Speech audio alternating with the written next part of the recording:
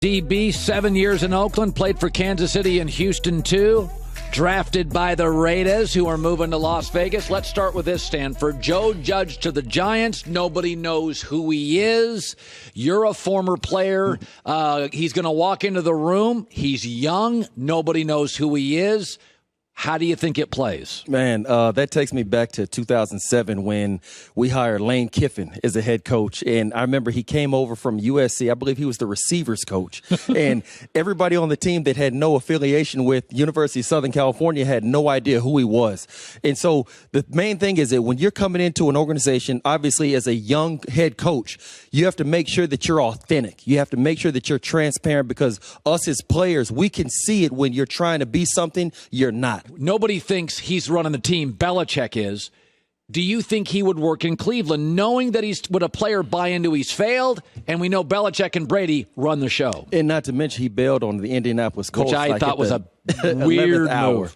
I think that he's going to have to make sure to go in there and be able to relate to those players. He's going to have to be able to relate to Baker Mayfield, Odell Beckham, Juice Landry, Myles Garrett, David Njoku. He's going to have to be able to relate to these new age players. Here we go to rested Baltimore. Do you give them a puncher's chance? I give them a puncher's chance because of Derrick Henry, because of that run game. If they're able to control the clock, maybe go ahead, get a turnover early, be able to swing field position in the punt kicking game, things like that. I do believe they have a shot, but I believe that they're going to have to make sure, like Vrabel said, that the Baltimore Ravens are playing from behind. To me, that's the game. But Marcellus, you know just like I do, there are certain guys that like to cozy up to certain rap stars, celebrities, people like that, kind of like what Witt is alluding to, of actually submerging themselves within that rap culture, within that culture of the celebrities, the entertainment. Exactly. AB. So that's really what he's basically saying in so many words. And you think AB became AB because of a rapper? No. It might have been a rapper. Talk to him, Marcellus. Talk to him, man. Do you know his background? I'm aware of it. I got a whole lot of money.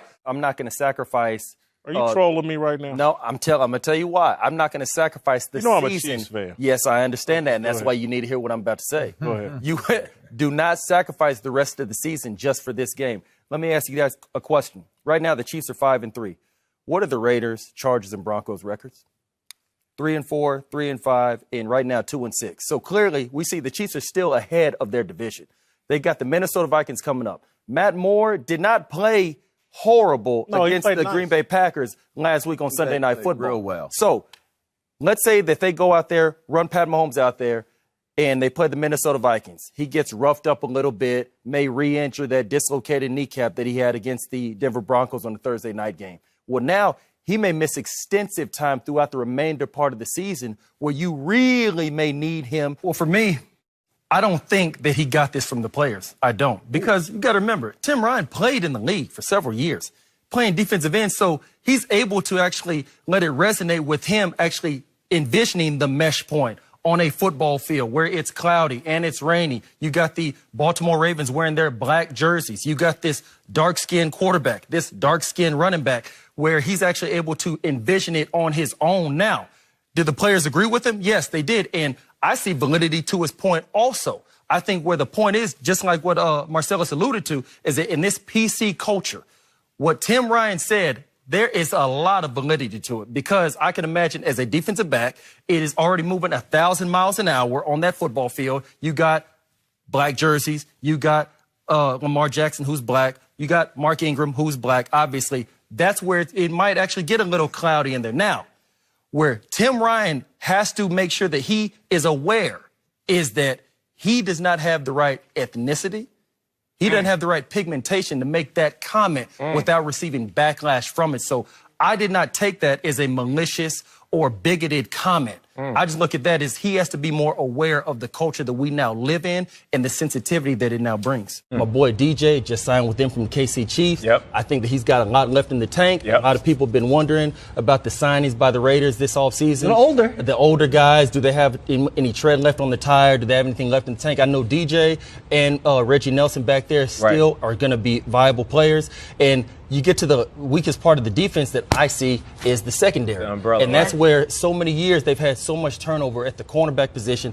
I tend to think that Reggie McKenzie doesn't know what he's doing when it comes to spotting defensive back talent because you see so much turnover throughout the draft, throughout free agency. It seems like they can't quite get it right. And the last time the Raiders had a secondary that was rated in the upper echelon, the top half of the NFL, was 2010. And I believe we're ranked Nnamdi? Who was it? we're ranked number 2 that year Hey, y'all behind the San Diego Chargers. And ever since, when Reggie McKenzie's got there in 2012, the best the Raiders have finished is, I believe, 16th. And that was in, I think, 2015. So you can clearly see that they got to find a way to get that right, because I believe it's going on 7 years now, and they still haven't found my replacement yet. Well, number one, he's a winner. You can clearly see what he did at his days at Clemson, and this kid can make every throw on the field, and he's fearless. He's got that gunslinger mentality. He can also run. You saw the long touchdown run he had against Cincinnati Bengals last year, and the town is buzzing about him because he's finally the franchise quarterback that this team has been looking for ever since they were founded back in 2002. And the only problem that I have with it is that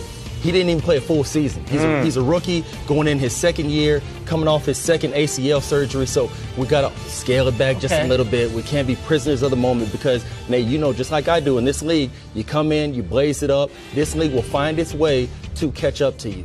Opposing defensive coordinators will find ways of what you don't do well, and they'll try to exploit it, and they'll try to limit what they see you do well on the field. So I think that you got to have that counterpunch. The best quarterbacks in the league, they have that counterpunch when teams try to exploit their weaknesses, like a Breeze, like a Brady or a Rodgers, where they limit their weaknesses almost seemingly where they don't have any liabilities on the field. And I think that once he figures out the counterpunch, because teams are going to catch up to him, that's when I think he'll be up there with one of the greats. I do think it's going to happen, but we got to pump the brakes. Can't be a prisoner of the moment, and we got to go and just let this kid mature. Okay, dropping gems right now. Stanford route, your reaction to what Michael Irvin had to say? Well, for one, I think that everybody has to understand that Bill O'Brien has shown that he has a serious problem with his microaggression towards certain players. You could go and make the argument that, you know what, maybe DeAndre Hopkins had a problem with Bill O'Brien's play calling. Maybe his role within the offense, something like that. But whenever you see this finally come out, it just shows that Bill O'Brien has a problem with his microaggression coming out in other ways against certain players on that team that may have a certain type of paint job. Let's just go ahead and call it that. I'm assuming the team is going to choose which 2 games you sit out. So if you have a player that is reaching that possible incentive in his contract, and let's say he's going against a team that has a porous secondary, like the Oakland Raiders have had several years. We're going to rest you. They're going to rest you that game because you won't reach your incentive. So now they don't got to pay you that extra $500,000. Stanford. Say it, Stanford.